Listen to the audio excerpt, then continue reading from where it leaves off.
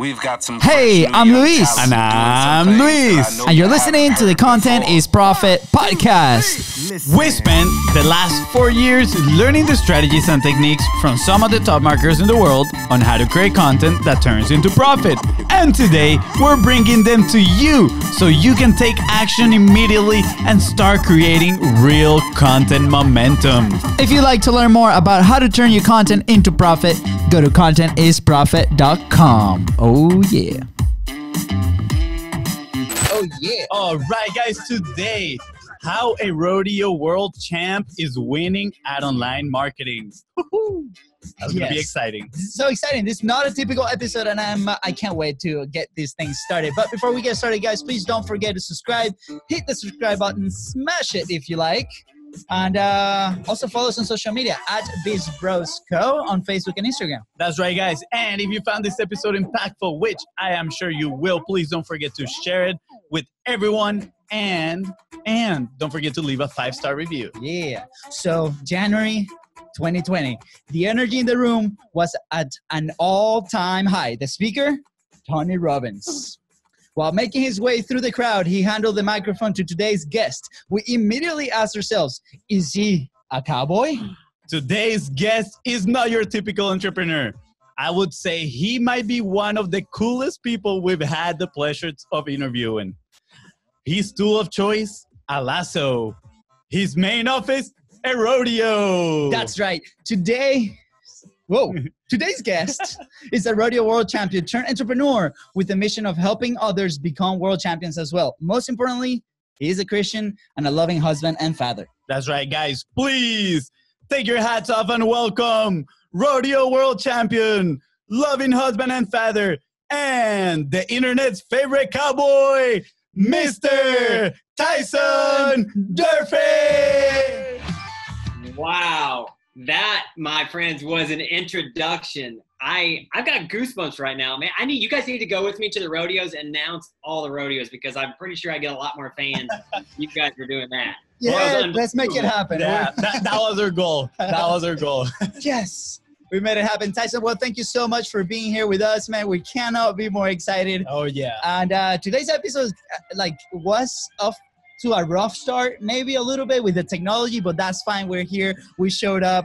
And that only means it can only get better from here. Only right? better than here. That's so, yeah, man, I just want to listen to this song like all the time. That's it.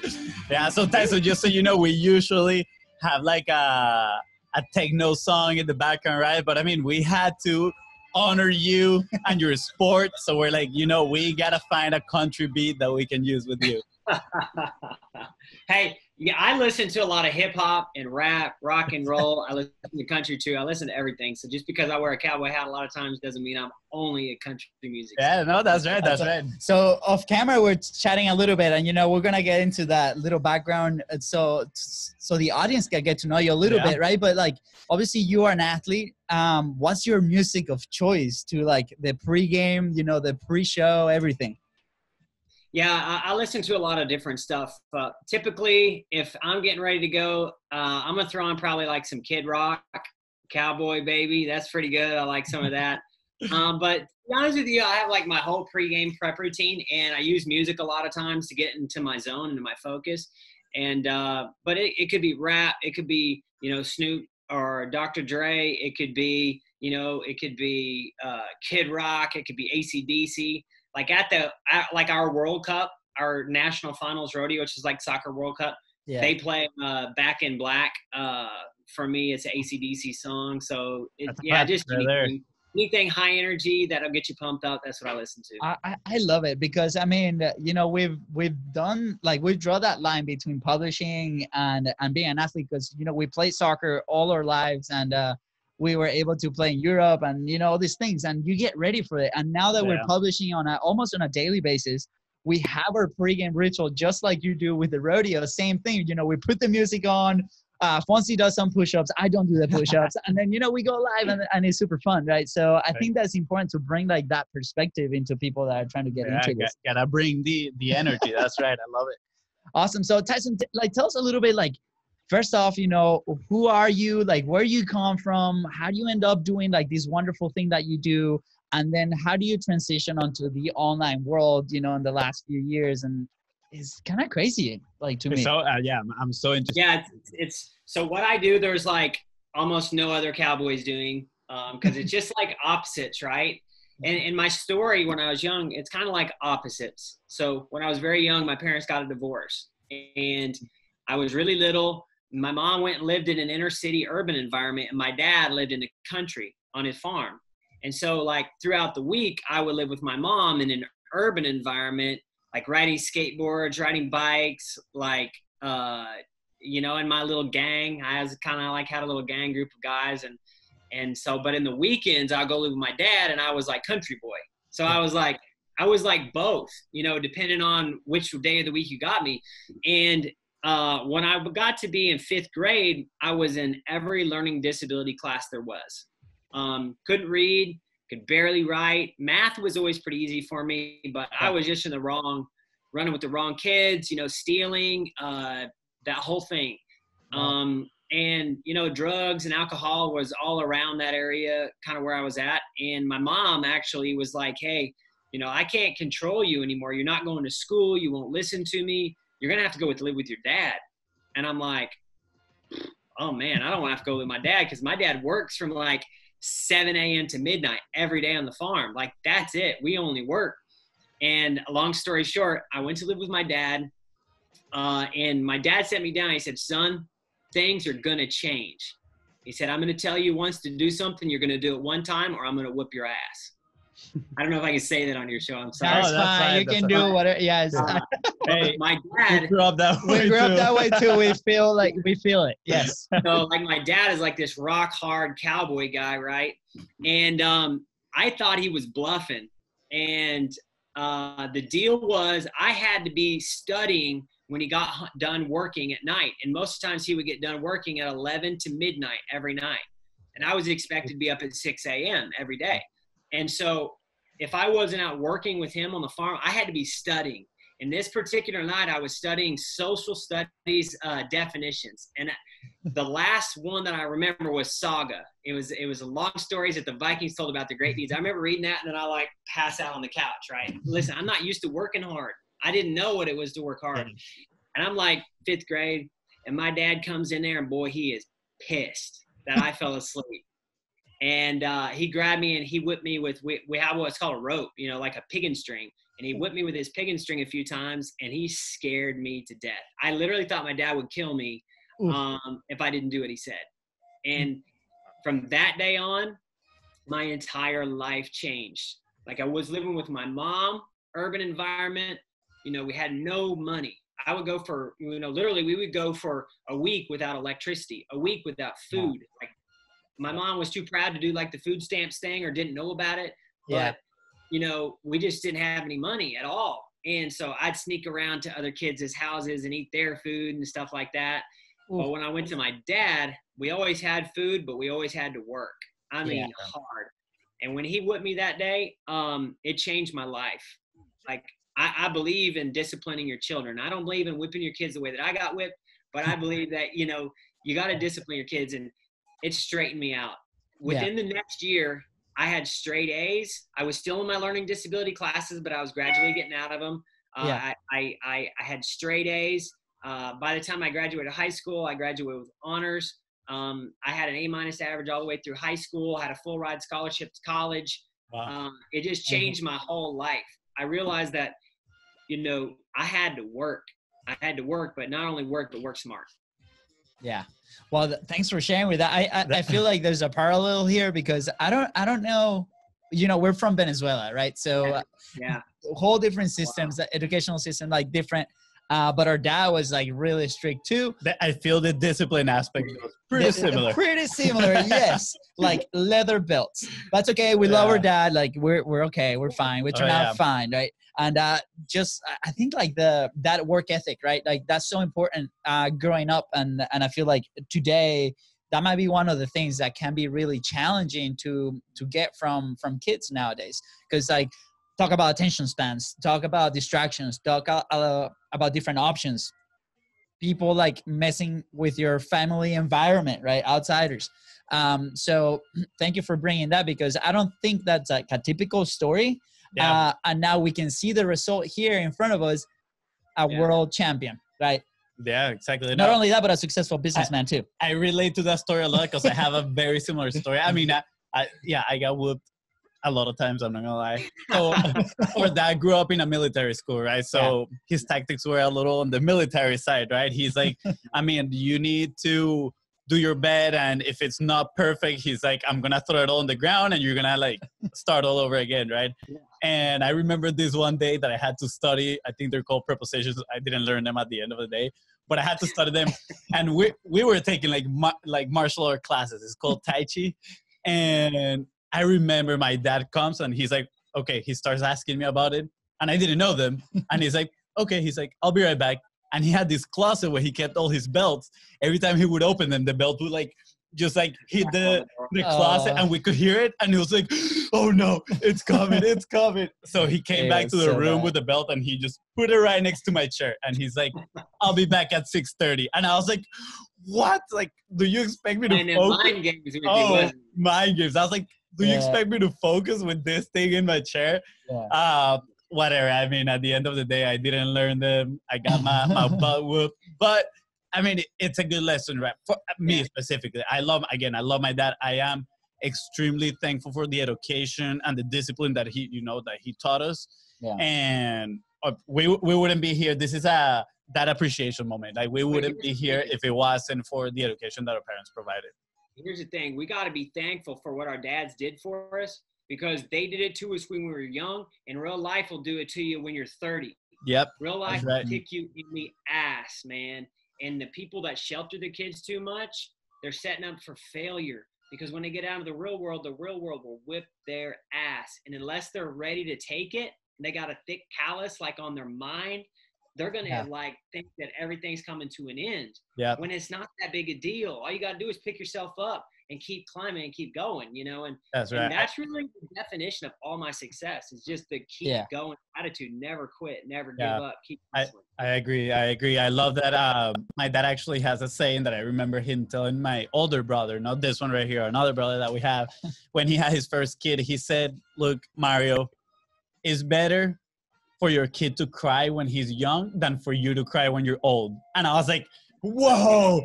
Like, I mean, I was like 12 at the moment when I heard that. And I still remember that. I'm like, wow, that's intense, but it's so true. I love it. So Tyson, like, so you go, how a kid from the city, right? Obviously we know the start of like this, like hardworking dude. How do you get into rodeo, and why?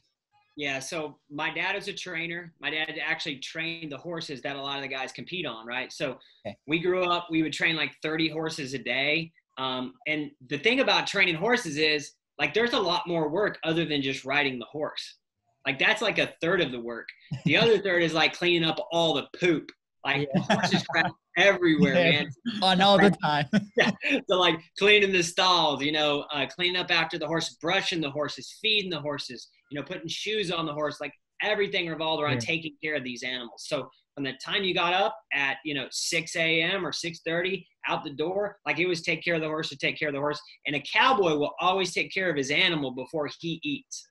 I'll show you a real cowboy. Somebody who leaves their house, if they've eaten before their animal, they're not really a true cowboy. Cowboys always feed their animals before they take care of themselves. That's just the way it is. Wow. And it taught me that I had to live for something more, right? I had to live and take care of other things that a lot of things depending on me. So we get up, we'd feed the horses, and I would work, and my dad, it was kind of like borderline like slave labor, I remember being like 10 years old and being midnight and still working at midnight, but had to be up at 6. But I'm thankful for that. I would never do that to my kids, but it taught me that, hey, if I want to get ahead of this guy, simply have to put in more effort than that guy. Right. So when I started roping and competing, I thought, man, all right, I know that when I graduate high school and I join the pro tour, I need to have some cash, like serious cash. I'm thinking, how much do I need? 30 grand. All right, 30 grand. I need to save 30 grand by the time I'm a senior in high school. And I start most of my days 4:30, 5 a.m. and I would practice my tying, which meant I would practice what I do in the rodeo from like 5 to like 7. And then I would feed all the animals really quick. And then I'd jet off to school. And as soon as I got out of school, I'd go like shoe horses, which meant like I would like trim their feet and do all that stuff. And I'd make a few $100 every day after school. And then I would go home and work for my dad. And then after I got done working for my dad, then I would, you know, get about 4 or 5 hours sleep and then start the day over again. And I did that for years. But I realized something. As I began to watch my bank account grow, I knew that the effort that I was putting in that the other high school kids weren't, I seen that there was just like a separating factor. Yeah. It was not easy. I had to work my butt off, and I failed astronomically many times.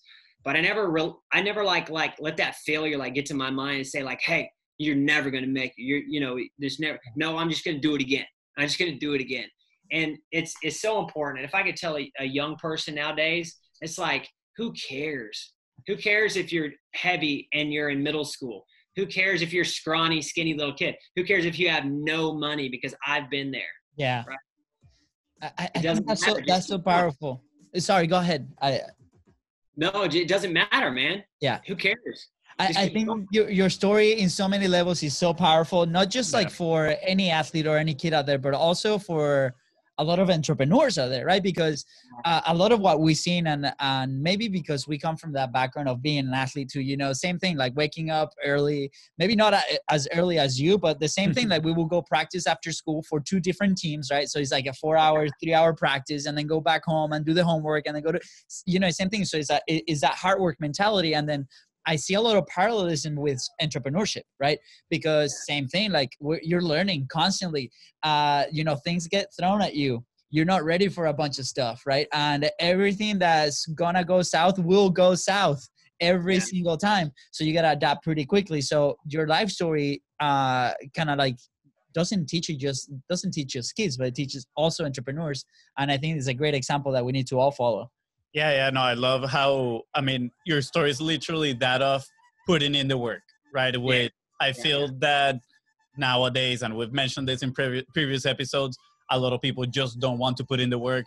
I think they have they live with the mindset or perspective that entrepreneurship is a game that you come into and you're going to have a quick success and you're going to be done for life, right? And it's not like that. It's literally, again, in soccer, what we say is you got to be the first one to get on the field, and you got to be the last one to leave practice, right? And I'm sure it's the same. But what you were talking about, you were waking up early, putting in the work, and after years, right? That doesn't mean that you didn't fail, because you said it yourself, like you failed a lot, right?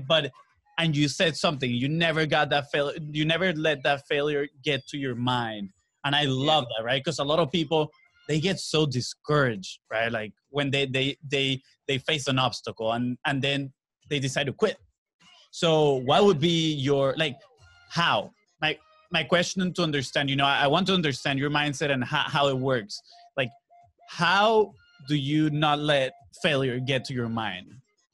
Yeah. So one of the things I teach in my mentorship program for other ropers, it's called No Limits if you see the cow, but is the fact that you have 10 minutes.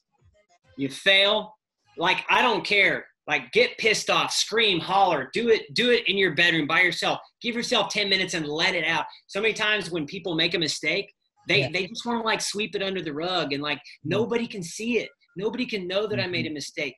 And then it just festers, and it festers inside. And then eventually, after 3 or 4, they're stacking failure instead of failure. Let it go, release it, get rid of it, start again. And if you fail again, let it go, release it, get rid of it. We have this thing like cowboys, like if they do bad a lot, sometimes they'll like throw their hat in the dirt and like stomp on it, or sometimes they'll break stuff. Like, we got tempers. I mean, we're just like any sport in the world. Like, you get pissed off, well, I give you 10 minutes to get over it. And then I want you to reflect and look at the reason that you're doing it in the first place. If you're doing it to impress, you know, Cindy over there because you think she's hot, it's not going to work out for you. Yeah. You're doing it because in your soul, man, in your soul, you believe that's what God has you doing, or that's what you should be doing. Then if it's in your soul, you're going to just keep chipping away at the sculpture. Rome wasn't built in a day. We've all said that. It takes time to create art. You want to become a millionaire? Trust me, you're gonna go broke 3 or 4 or 5 times in the process until you learn it, man. You just and I've lived in the backseat of my car. I've been broke twice. I've had people that told me I would never make it. I've had people that told me I would make it. And I didn't care what the other people that told me that I wouldn't make it, because my dream wasn't given to them. It wasn't they're not the ones I'm putting in the work. So Yeah. I regulate my goal. And I always fall back, what the hell am I doing this for? Like, why? Why am I doing this? Do I love it? Do I want it? Do I want to leave legacy wealth for my kids and their kids and their kids? Do I want to have a name that's written in the books forever? Yeah. Right? Beside my name. And if I want that, that's great.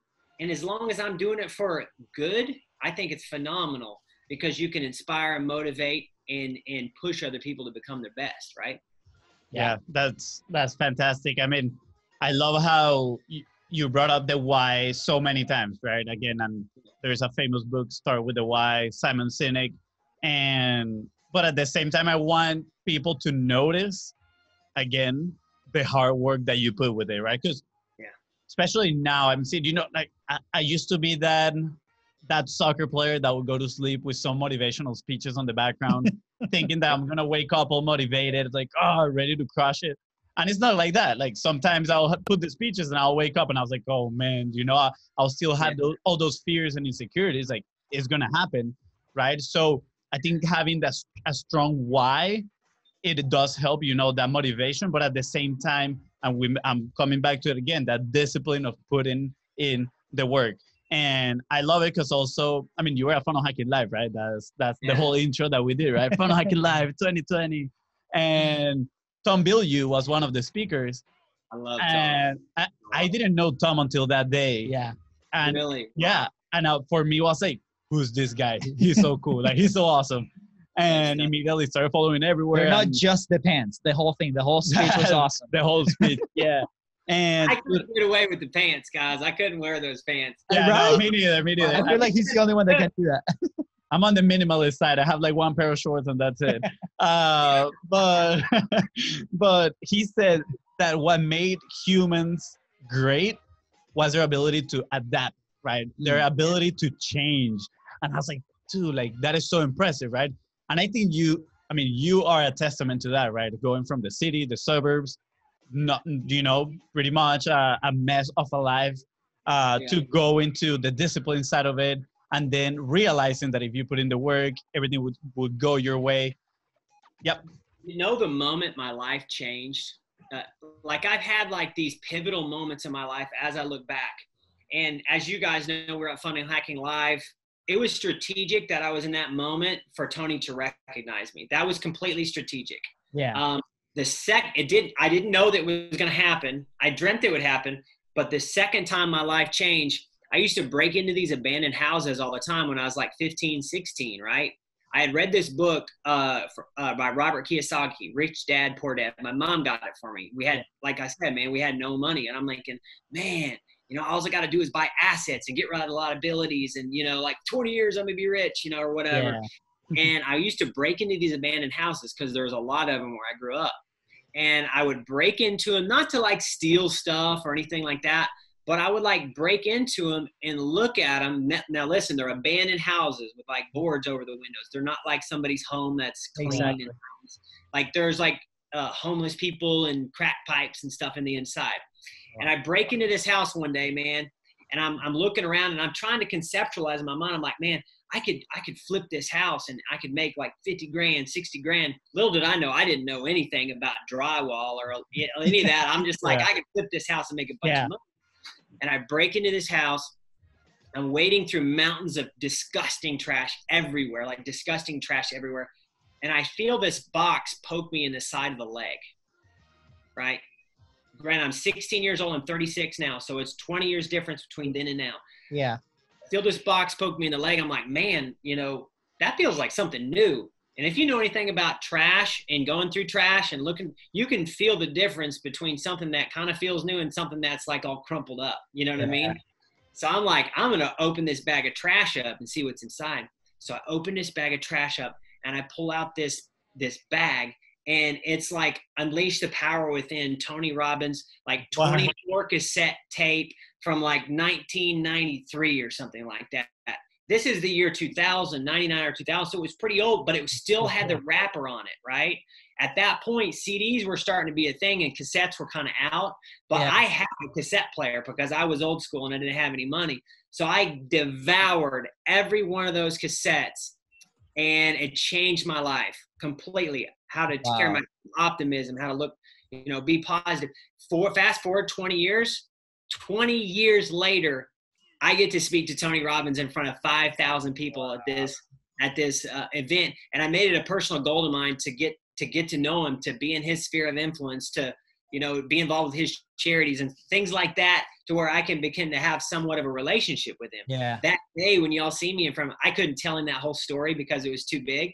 But when I broke into that house and I found that box of cassette tapes, it changed my life completely. That's incredible. I got goosebumps. I'm not gonna lie. And for those listening, he was telling that story and my jaw just dropped. I'm just here with dry mouth just because Wait, sorry. Hold on. Well, you put your thoughts. No. It's they're all together already. So Tyson, so a lot of people struggle with asking for help, right? And I feel like you were in this moment of your life that you literally manifested help, right? And it manifested in this box with Tony Robbins, and everybody can follow whoever they want, but that was the person that you were following, and the person that was your north, right? So I think it's incredible that the fact that in your mind you would just visualize your end result. A lot of people don't do that because then they get worried about what ifs, right? The whips that we like to call them, right? Yeah. You were just so focused on your end, right? And maybe that changed over time, but you were so focused that this thing came to you, and on it, you were not expecting it, but that changed your life. And now look, 20 years later, because you took one step, you listened to all the cassettes, you applied action, then you were put in different environments that made you level up constantly. You were okay with leveling up and failing, right? And getting it out of your system and trying it again, and look at where are you now? So sorry, that was my thought. Oh no, man! I just wanted to get it out there because it's just the fact that you can manifest it, and this thing just happens, right? And not all has to have an explanation. Yeah, I love this. Is probably one of my favorite stories we've had in the podcast. Not gonna lie, I got goosebumps. And I mean, growing up, our mom would always tell us everything happens for a reason, and it's always because of the best of reasons, right? Again, obviously that comment comes down to perspective. We can perceive anything that we want as positive or negative. You could have easily ran into that situation, those cassettes, and be like, wow, who was so wasteful to throw all these cassettes here and leave? Or you could took the positive approach that were like, wow, thank you so much to whoever threw this away. I'm going to take him home and I'm going to learn everything that I can. So first of all, I absolutely love the story. And like my brother said, it doesn't really need to have an explanation, just the fact that you took action through it. And again, talking about change, right? We were talking about change. I recently started asking the question of what drives someone to change?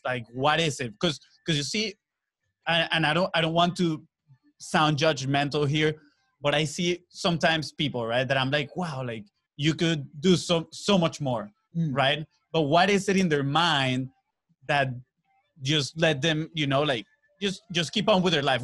And it doesn't matter. They might be happy. I don't know. I don't know everything, all the context around their life, right? But I'm like, wow, you have so much potential to do this. And then you see somebody else, what is it? And some people that have potential, they talk to me and you can tell that they're just complaining, right? They're being negative on a lot of stuff. And I don't want to be like, hey, no, but you should do this, X, Y, and Z. Unsolicited advice is not always good.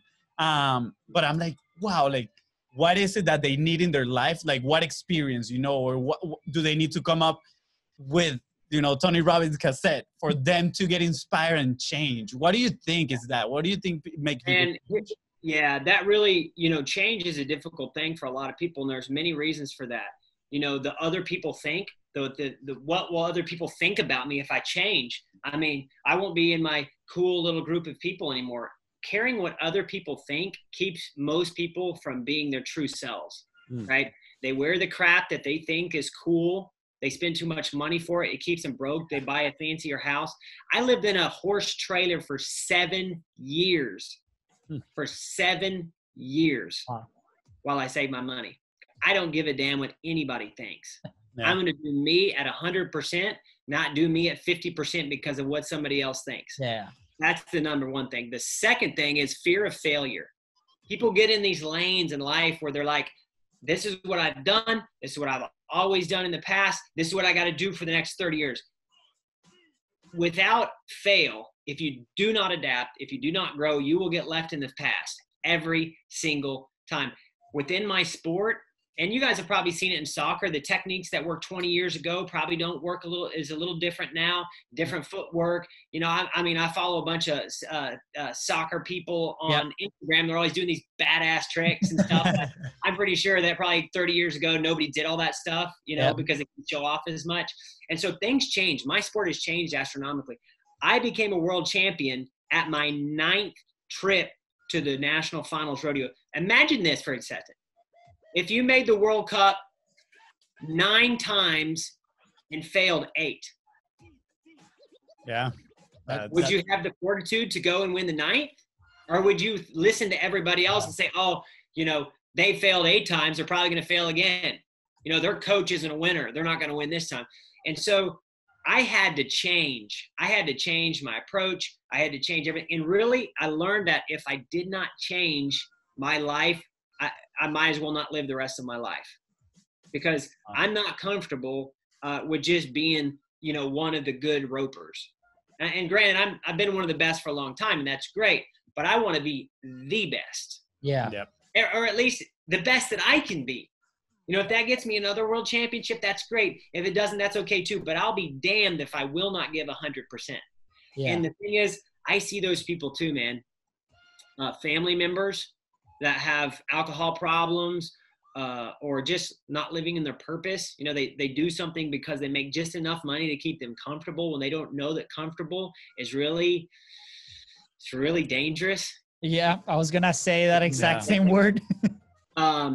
And so, you know, I think those two things really keep people held back. And a lot of times in my life, I got all these mentors, right? And I never met them. Like I never met them. I don't know TD Jakes, but he's been a mentor of mine. I don't know Tony Robbins, but he's been a mentor of mine. I don't know, well, I do know Russell a little bit, but from ClickFunnels, but I don't like really know him. You know what I mean? We hung out one time, but I would ask myself, if I'm in a pressure situation, what would Tony do? What would Russell do? And if I'm doing what I think they would do, then I'm probably doing the right thing. If I'm not, then I need to change my actions to get the result that I actually want. Yeah. We all know. I mean, if you're in a stressful situation with your business and you said, what would Tony do right now? And you went and researched it, you could find the answer without even talking to Tony, but you can guarantee that's probably what he would say. Yeah. And so I've used that my entire life, whether it was working on my speed and agility or my business or my savings or whatever. I would ask, you know, what would Dave Ramsey do? What would Tony Robbins do? What would TD Jakes do? You know, what would Eric Thomas do? Like I had all these things and it would always keep me on the straight path, you know? Yeah, I love that. I mean, again, I'm going to bring another speaker from Front of Hacking Live to the table here, Ryan Holiday. Yes. I mean, we had a book from his at home. I've never read it. And then after I met him, after I saw him at Front of Hacking Live, I was like, okay, I'm sold again. Like, I'm going to just go and research this guy. And he talks about mortality, right? Like, because he's a philosopher. So it's like, okay, if you see yourself in your deathbed, what do you want people to think about you, right? And that's going to drive you to take the same actions. So I'm relating this to what you told me about the mentors, and it's pretty much the same, right? Like, because you're looking at your mentors, which pretty much represent where you want to be in the future, right? So taking in consideration where you want to be in the future, what will be the actions that you need to take to get there, right? And I'm seeing like, wow, like that relates so much to what Ryan Holiday talks about of your deathbed, right? Like, how do you want people to remember you? And when you ask yourself that, you're going to be like, okay, then I need to do X, Y, and Z actions so I can get there, instead of, let's say, be comfortable and maybe spend the whole night watching TV or do something like that, right? Yeah. I love that. I love so that. how does someone pick the mentor, right? Because like nowadays there's so much noise. Like I mean, the podcast is called Content's Profit. There's a ton of content out there, easily accessible for a lot of people. And we had that issue where like we couldn't figure out who was the person that we needed to follow, and then started filtering. And you know, for us, we had a system that we finally got somebody to do it. But how did you pick your mentors? Was it just by accident, right? Or is there something that you look for or you recommend people do when they're looking for these people to follow? I'm going to tell everybody right now that you can always judge a tree by the fruit that it bears. Mm-hmm. Look at the fruit. Do not be misguided, right? And with, you know, YouTube and Instagram and all this stuff, you know, people can make it look like they're the real deal, right? People can really make it look like they're the real deal. And, you know, maybe they will be someday. Maybe they're fake it till you make it method. And my wife's in the music business. We've seen that a lot over the years, but always judge it by the fruit. You know, anytime I try to find a mentor, they need to have the same beliefs as me. I'm a high energy individual. And how I do it is I follow and research people for a long time. I've got two people that I've worked with. Well, I've got several people that I've worked with, but there's two people that I've worked with that have really helped me. One guy is named Craig Ballantyne. He owns a company called Early to Rise. They have a podcast. Him and Bedros Keuilian own a podcast. I watched his information. He gave me $1 million worth of advice just on his Instagram channel. Wow. And then I hit him up one day on DM. I'm like, hey man, how much is it going to cost me for you to coach me? And the way it broke down, I got one call once a month. I got weekly emails, right? Because he could facilitate a lot of people within the emails. But it cost me, you know, $1,500 for 1 hour. Wow. So the number one thing is, if it's not a stretch for you to afford this person, you don't want them. It has to be a stretch. Yeah. It has to be painful, because the more pain that's associated with it, the more you will actually pay attention, right? Yeah. The second thing that I do is I don't work with anybody for longer than 6 months. 6 months, I'm the kind of guy that I like to learn a little bit from a lot of individuals. I work with people for 6 months at a time, because I don't want it to be a Lord and a master or a Lord and a servant relationship.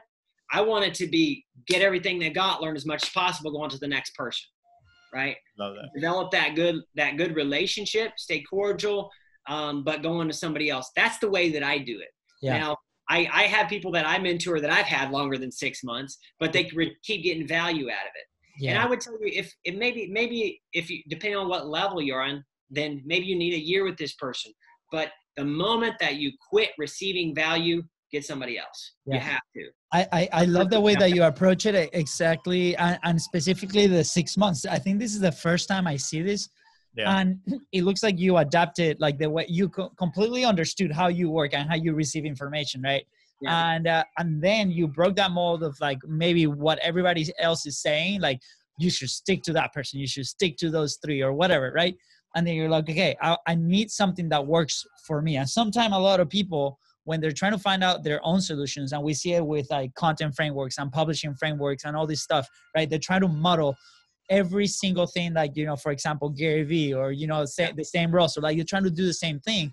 But the important part here is like, can you grab those frameworks and make them your own, just like you did finding your mentors and learning from all these people? So I thought that is very, very unique and interesting to me, because that's the first time I hear it. So I feel like we fall in that bucket too. Yeah, I think we fall in that bucket. First, that pain when buying, yes, we've definitely 100%. experienced that. I mean, we've told the story. Do you know who Steve Larson is, by any chance? Yeah, I sure do. Yeah, with ClickFunnels. Or used to be with ClickFunnels, now doing his own thing. Yeah, correct. So we went to his event once, and he pitched his mastermind, right? His big offer. And we were sweating, literally. We were sweating in the table because we wanted it so bad, because we knew that was going to take us to the next level, right? But the resistance to take action was so big at that moment, sweating, shaking, doubting yourself, right? It's probably like 30 grand, something like that. It's a lot. Yeah. And we do not have that money, right? but we were like, you know what?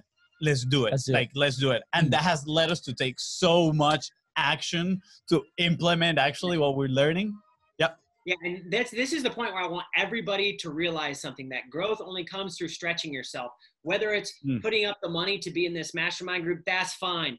But be careful. There will be a lot of guys that just take your money and run. Yep. Right? So do the research, know the person. If they have books, read it ahead of time, but constantly stretch and grow yourself. Like I read, I can't read very well, but I do read a lot. Let's put it that way. I'm dyslexic, as you guys know, because I had this call at a different time than y'all had it. And no worries. I'm ADD, but the thing is you just have to stretch, man. If you want to learn a new technique, you got to be thrown in the fire. And don't look at the fire as a bad thing. The fire is a good thing, right? Yeah, because I love it. Without being stretched, without being burnt, without being, financially tapped out, you're not going to grow. Yeah. Maybe it's the fear of losing everything that you got that finally teaches you how to save. Yep. Yeah, I mean, I've twice. Yeah, exactly. And look at you. I mean, you it looks like you put yourself in these situations where you have to perform, right? You have to take action. And we like this saying, putting yourself between the sword and the wall. Like you have to move, you have to do something, because if not, that's it. It's game over. And you repeated that pattern over and over. And I'm sure that you do with your students over and over too, right? That's why we love sports, man. Yeah. That's true. Sports. We yeah. love when we're back against the wall and you have to do something in the last second in the last game.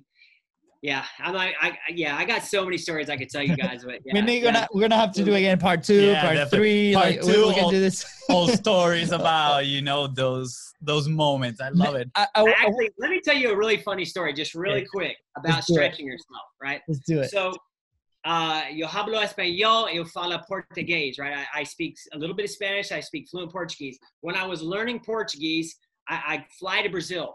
And it was right after our World Cup. I'm going to call our finals World Cup, or NFR, National Finals Rodeo. I fly to Brazil because I want to party and have fun and meet Brazilian girls and all this crazy stuff, right? I wanted to do this. And they are crazy.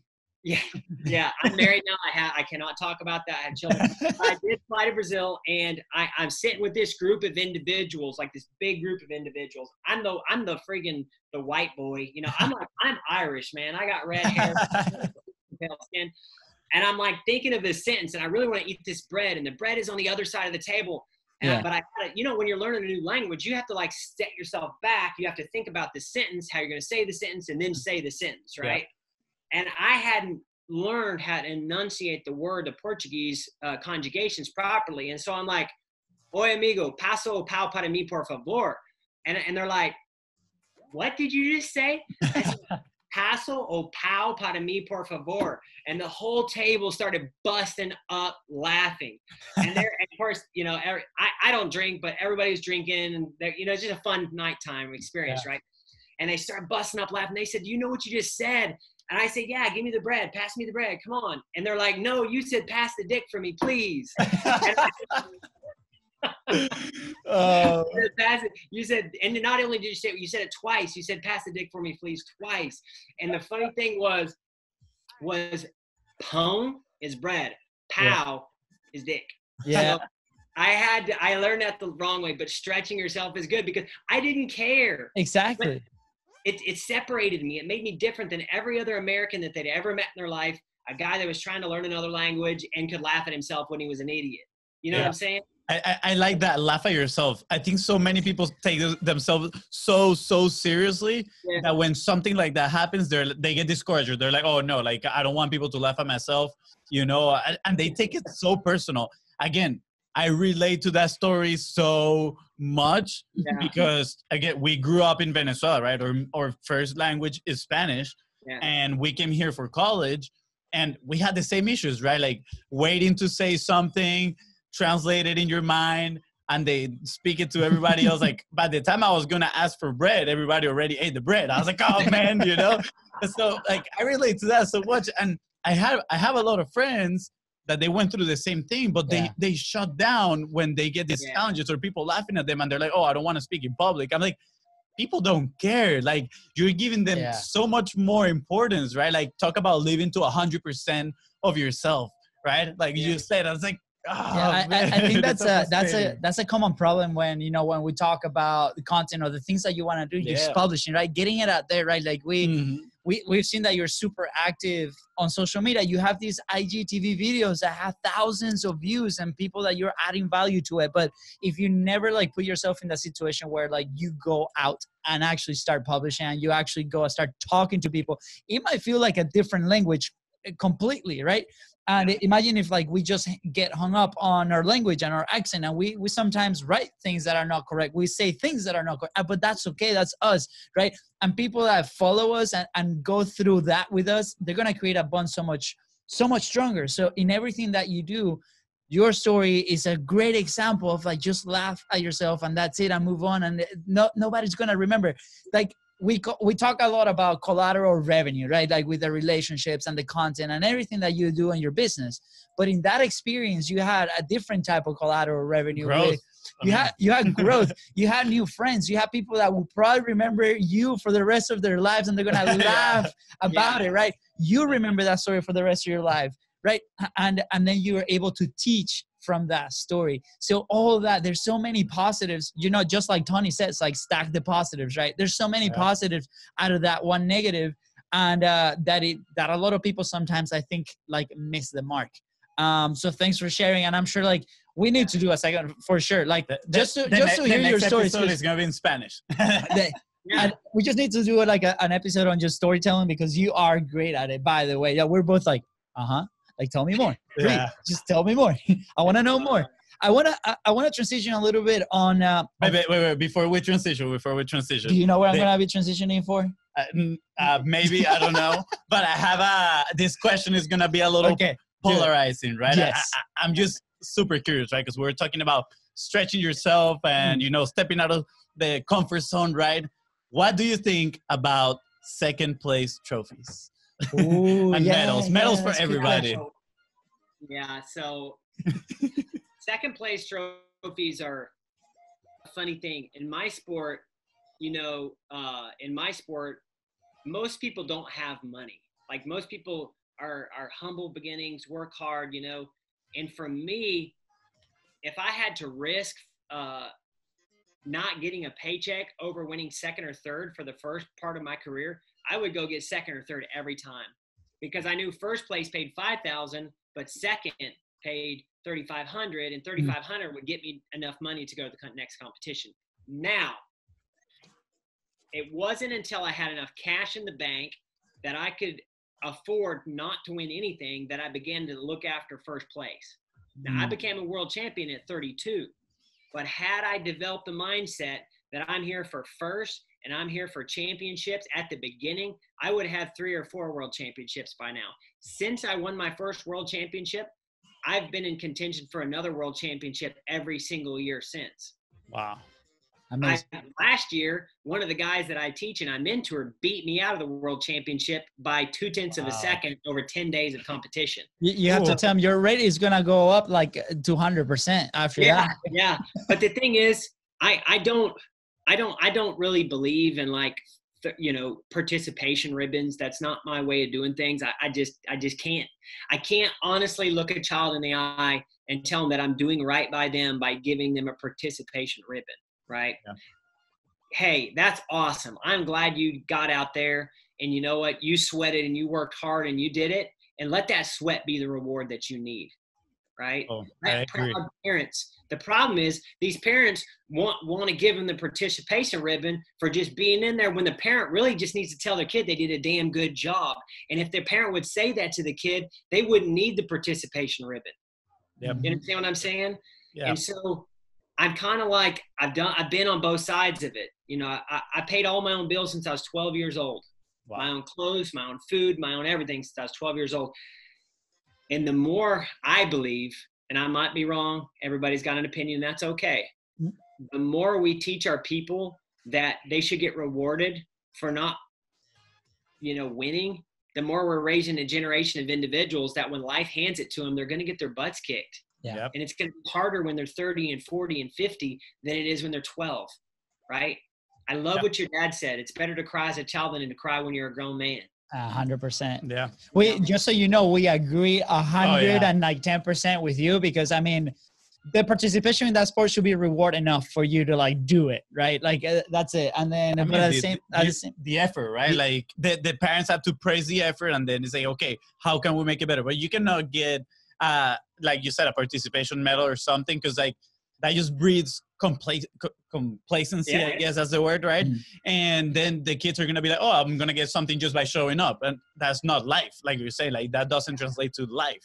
Yeah. I have a daughter. My daughter's 3 years old. I have two daughters. One is Praise. My old daughter is Praise Royal, like Praise the Lord Royal. And it's also a family name, Royal. And then my little girl's name is Risen, like the King is risen. Yeah. And so I'm very much a Christian. I'm a little bit, I don't cuss a lot, but the natural me likes to cuss. But when I look at my kids in the eye, I tell them, listen, my daughter's kind of got this thing. She's 3 years old, and she says, Daddy, we can both be winners. And I said, honey, that's not the way it works. And I tell her this all the time. I said, baby, there's always a winner and there's a loser. And it's okay to it's okay to lose. Just because you lose doesn't make you a loser. Just because you make a mistake doesn't make you a failure. It's only a loss or a loser or a failure when you quit without the goal that you want. As long as you keep going, you have a puncher's chance to win. And when I look at my daughter in the eye, if I was to tell her we could both be winners at a competition, I would be lying to her face. Yeah. Yep. It's not the way the world is. Yep. Yeah. Thank you for that question, Fonzie. Yeah, I appreciate it. Yeah, that's good. That was good. So well, I guess now I can transition. Yeah, now you can transition. Now the transition is going to feel like, not a good thing, because this question was amazing. Okay. But anyway, so I think we can go along that way just for a little bit. Obviously, our hour is kind of running out. I want to be super respectful of your time, but I want to transition into the business side, right? Because like we touch on your athlete side, on your mindset, on the things that you do to set you apart. I mean, for God's sake, you're a world champion. I mean, incredible, right? So what are those things that you took over on your business side? And tell us a little bit, like, what are you doing to help? Because I'm very interested. You teach something like very specific. And when we talk about, and I remember, when we kind of exchanged some messages, or what I saw was at least 6 figures teaching this thing that is very specific. And when we talk with a lot of businesses and people that come to us with like, hey, how do I monetize? How do I monetize my thing? And we go like, go niche. And we had that same problem, right? Oh no, that's not going to be enough. So I want you to tell us, like, what do you do? What do you teach now? And how did that like became a thing? Yeah. So what we do a lot of different things, right? So, and I'm going to keep it very basic for a moment, and then I'm going to get into big picture stuff. So if you're an athlete, if you have a name, even if you don't spend a few years building brand, build brand, deliver value, don't ask for anything, don't charge for anything. You can't come at people with a price before you produce a product, right? So take time, build brand up front, 100%. I spent 10 years in the rodeo industry building my brand. I knew that I wanted to transition at some point into personal motivation, personal inspiration. And I thought, why don't 2 years ago, I start doing these motivational videos, start writing more, do blog style posts and IG, and just see where it goes. Yeah. Well, I mean, it blew up. I mean, I went from maybe 50,000 followers to, 12,000 on IG. I got to 450,000, I think, on Facebook. Yeah. But I never asked for anything. I never asked for a dime. I was building brand. I was providing value year in and year out, and I just didn't ask for anything. Now, once you've provided that value, then it's okay to ask for, to offer something. You really don't have to ask, just offer it. Yeah. Make sure the offer is structured the right way, right? Make sure you understand your audience and what you're offering fits the audience, and you can use psychological triggers to pull that offer out of people. I'm in a sports environment, so if I deliver a product that helps on mindset, that creates productivity in the arena, I can sell the crap out of that. Yeah. If I'm teaching people, how to swing a rope and how to throw a rope to urban people, that's going to be difficult. That's a cold audience. You got to, and anybody out there, if you haven't read, .com secrets, expert secrets, any of traffic secrets, copywriting, any of that stuff. Yeah. You got to read it because it's really, really good. I started my whole journey because I had hundreds of people messaging me saying, man, can you train my kid? Can you help my kid? And I'm like, no, I can't, because my time's so valuable. And I'm already 200 and some days a year on the road. And if I take the days I am home and give it to you, then I'm not training, then I'm not with my family, you know, and everything falls apart. I'm like, how can I do this? How can I do this? And I decided, and we have other business. We have a belt buckle company. We own real estate, have rental properties, have a lot of other things. But I'm like, how do I do it? And I ran across on YouTube Gary V. And I don't know Gary V. Like, I listened to Gary V the first time. I'm like, this guy's an ass. I don't like this guy. He's so stupid. But then I run across him again, and he said something really smart. And he was like, I don't care if you want to do anything in the world. It's the internet, dick. Like that. And I'm like, duh, it's the internet.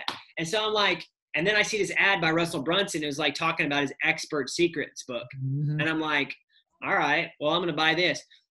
It took me 6 months to figure out how to build a landing page. I would get up at 5 a.m. every single day. I'd work on digital media for 2 to 3 hours before my day started. So I didn't take out of my training. I didn't take away from my family time. I didn't take away from my other businesses. Wow. Within 10 months at working 2 hours, about 2 to 2.5 hours a week on my digital business, I did over $100,000 in sales. And there is no like products, like it's all info products. Yeah. And I don't care if you're a carpenter or you're a real estate agent or what you do, man, you can go online with your business. There's so many tools. If you're willing to get your ass kicked for about 6 months, go to events and meet people. You can find people to help you, but you can build a landing page. You can connect it to ClickFunnels. You can build a funnel. You can build a course out on Kajabi or Members Pro or whatever you want to do. And you can start selling what you have. And it's so much fun. Like it's, I think that's so much fun. I think that's a big element too. Cause you know, I mean, 6 months, 2 hours before everybody gets up, right? Like it has to be fun too. I mean, obviously you grew up with a different background too of like the working, the hustle, like the work hard environment. So you add that mentality to, I'm doing something that is providing value, that is solving a problem. And on top of that, I'm having a blast. I mean, who wouldn't do that, right? And I feel like a lot of people have trouble trying to find that thing.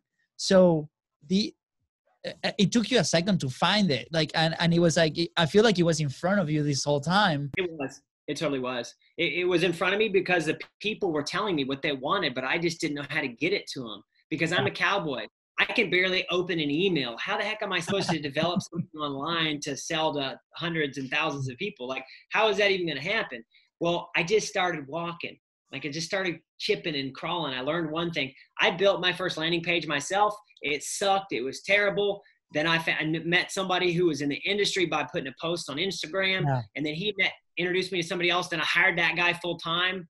But it's important to know that every time I have a business or I start a business, that business has to pay for itself. I do not pull money from my other businesses to fund this business or that business or any business. From the beginning, it has to make money, right? Yep. And once I got rolling, I've got 2 people that are on full-time staff. My digital guy, which he builds my funnel, he builds my landing, he does all that stuff now.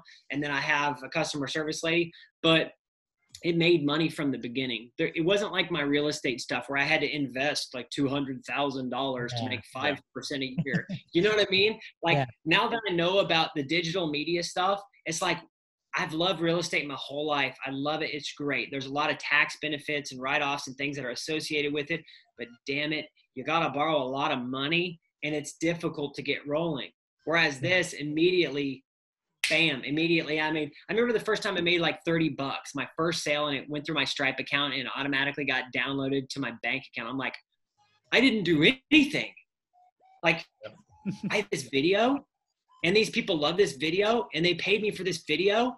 Like once I shot it, I had like $50 in shooting the video or something.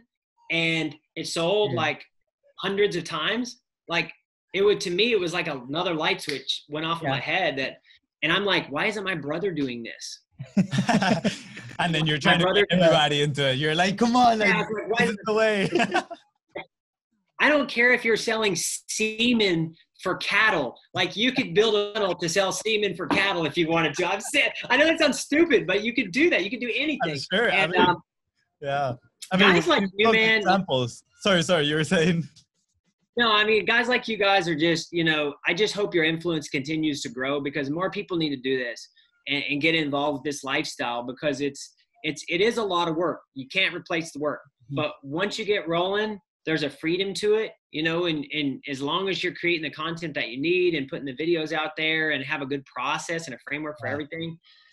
But you say it's a lot of work, but I do feel that everything is a lot of work. I mean, go to college, right? Yeah. You're in there for 4 years, not making any money related to the thing, right?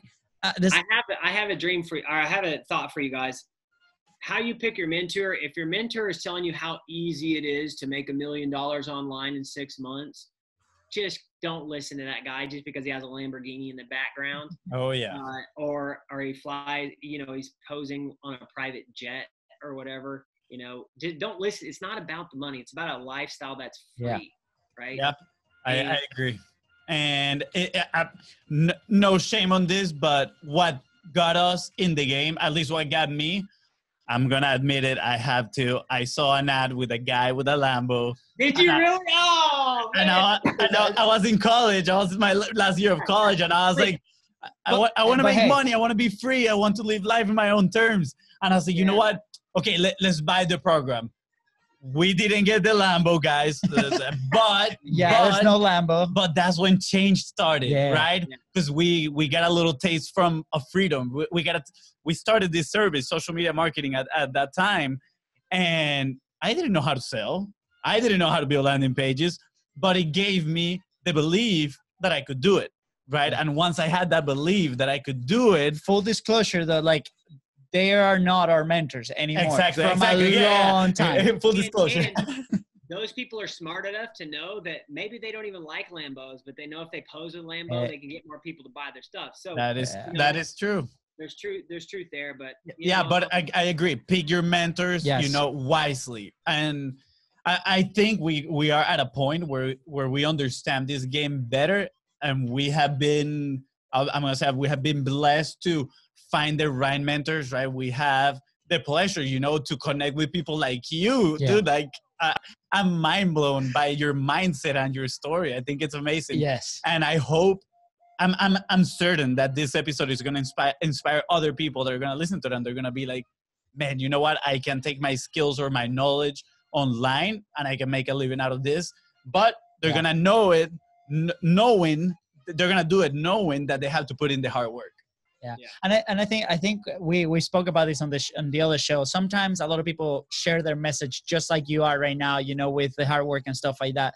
And sometimes people leave, and they leave you, and they don't continue to listen to you. And a lot of people hate on themselves because they're like, oh my gosh, like I'm pulling them away. But hey, wait, what about those that stay? Those that stay might be less, but those that stay and they're like agreeing with your message, those are the ones that you can really impact, like you've done with everything that you've done. So I think that's also like a big lesson here, because a lot of people might feel discouraged that when they say their message out there and they see 2 likes or 1 person watching, or maybe 2 or 5, but imagine yourself speaking in front of 5 people in person. That can be really challenging, but those are staying there listening to you, and you're adding value to their life. So again, it's all about that positive stacking. I've got sweaty armpits from speaking in front of like 3 people. So you put yourself, like, I love that, like imagine 5 people right in front of you and you're actually making a change in their life. Yeah. That's really powerful, right? But we're just so used to those vanity metrics, like, oh, but they got 1 million followers. I want to have 1 million followers as well. It's like, hey, man, you got to start at 1, right? You got to start at 1. That's exactly what I was just going to say. You got to start at 1. And you know what? Listen to your audience. You're going to, like, if you have like 5 followers right now, and you start out and you post pictures of your puppies and your dogs, and you doing stuff with those, and you get like 3 likes, but then you post a picture of you, like, I don't know, doing 1,000 jumping jacks in 27 minutes or something like that, and it gets a bunch, then you know which direction you need to flow. Yeah. The thing you got to do is that direction that you want to flow, you have to make sure that fits who you are as an individual as well. Don't just do it for the likes or the videos or the follows or any of that stuff. Make sure it's you as an individual. and just dive into it, man. And you know what? I hate the word influencer because we're all influencers. That's true. We have kids, we have friends, we have cousins, we have brothers. And even if it's not on social, you can influence anybody, right? I don't care if you have one friend. If you have one friend, you can influence that person for the better. So that's the message I bring day in and day out. I will spit it to the day I die because I'm a Christian, and I truly love people. I do. I love it. Love people. Awesome, man. Yeah. Well, thank you so much. How can our audience find you? How can they connect with you? Because after this, hopefully I really hope that people will start like following you and connecting with you, because what you do is amazing. On IG, Instagram, it's at Tyson Durfey. On Facebook, at Tyson Durfey. Twitter, at Tyson Durfey. Right now, I just have I have one product. It's kind of like my side hobby, and it's teaching people how to rope, right? And so, any of you people want to learn how to rope, go to nolimitsmentor.com, and I can help you out. But other than that, in the future, I want to do a lot of mindset stuff. I want to do some performance coaching for sales people, for athletics and certain things like that. But I'm going to save a lot of that stuff till when I retire from full-time, professional rodeo. How many more years do we got you in the rodeo? As long as I'm one of the best in the world, I'm going to keep going. I don't want to put a year on it because I don't want to limit my, it might be next year. It might be 5 years. I don't know. I'm 37 and I'm blessed, a great family that my wife supports me so much. And just as long as I'm healthy, thank you, Jesus, that I'm healthy. I stay healthy. I'm going to just keep going, doing what amazing. I love. We're going to have to go see you in action one day. Yes, I would love that for sure. We gotta catch the shows. I love it. So we have a little bit of a like last question for you. Obviously the show is called Content is Profit, right? And we really want to encourage people. Like we've been in that position where we're like really, really, really scared to start anything, right? Yeah. The business, the judgment, the fear of failure, everything. The accent, everything, right? So where would you be without publishing? Man, I'd be that girl that sits at home with like 27 cats, that don't have any friends. That's right. No offense. I love cats. But truly the truth is you have to look at publishing your content as value for other people's lives. Like you have wealth buried inside your mind and in your heart that you could give to somebody else and share with other people. And the more that you just keep it locked inside, the more that you're starving the people for the knowledge that you have. And really for me, one day I realized I'm like, did Jesus ever do anything by himself? And I was like, no. He was always out helping people, preaching to people, healing people. He was always the community. The community was everything to him. And it was always about the other people. And that's the way I went from like publishing like content like once, 2 weeks or 3 weeks to like almost a daily thing, was because I was like, listen, if I get a great thought and I can tell a story off that thought, I'm depriving people from helping them. Right. Yeah. And I switched in my mind. I said, you know what? If I'm truly a Christian and I love the Lord, then I've got to be like that person. I got to be like that individual, and I got to put it out there. And I'm not doing it for money. I'm not doing it for cash. I'm doing it to try to help people. And the longer you keep that message inside your head, the more you're harming society. So get it out, put it to the world. Amazing. Yeah, thank you so much. That was great. We're gonna leave that as your action point, guys. Like, go ahead and put those thoughts that you have in your head, attach a story to it, and send it to the world. Yeah. Perfect. Tyson, don't leave yet. We got 2 more minutes. But with that being said, guys, thank you. Whoa. I don't have the right song for this, but it's okay. We'll do this one. Let's go. Yes, guys, go ahead. Don't forget to subscribe to the Content is Profit podcast. Follow us on social media at BizBrosGo on Facebook and Instagram. That's right, guys. And if you found this episode impactful, which I'm sure you will, because it was extremely impactful for us as well, don't forget to share with everybody, and we'll see you on the next one. See you guys.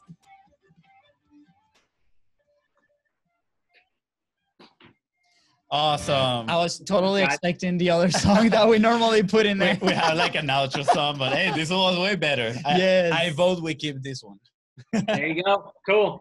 Dude, Tyson, thank you so much for your time. And yeah, Yeah, you were very generous, man. We really appreciate it. Yeah, this was absolutely amazing, man. I'm gonna be honest. Like I only knew that you were a world champ coming into this podcast, and I feel like we're living as friends. So, Amen. Let's get together one of these days. Let's do something together. It'd be fun. Yeah. Yes. Where are you, if you don't mind me asking? Just outside of Fort Worth, Texas. Oh, cool. I lived in Dallas for a while. Oh, did you? Yeah. So I'm about an hour and a half west, just outside of Fort Worth. Yeah. I live in the middle of nowhere. I'm way out in the middle of the country, and I've got a ranch and stuff out here. So That's awesome. I actually lived in Wichita Falls for did you really? a year, and my first year in the States was in Wichita Falls.